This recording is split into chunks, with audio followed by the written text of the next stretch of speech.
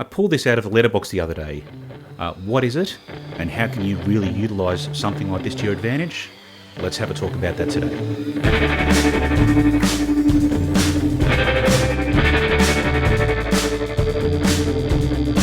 G'day, I'm Jason Foss. What we're going to talk about in today's edition of Tactical Tuesday is not what this actually is, but what it actually is. Let me explain.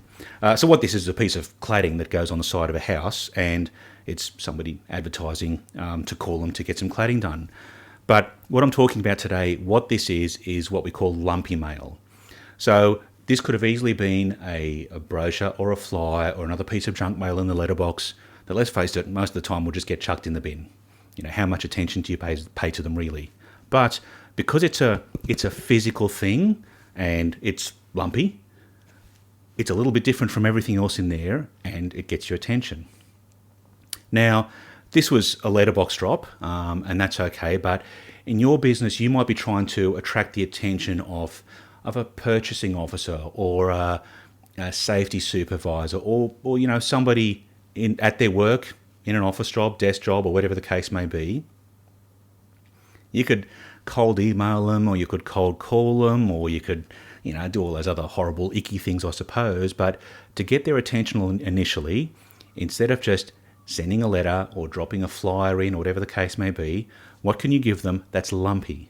Because if it arrives as a parcel or a package, or if that's in an envelope, or if there's a bit of thickness to it, it gets opened. You know, if somebody sends you a package or a parcel, you will open it to see what's in it. Whereas a flyer or even a letter, sometimes if it's a sales letter, it's not going to get the same attention that something like this will.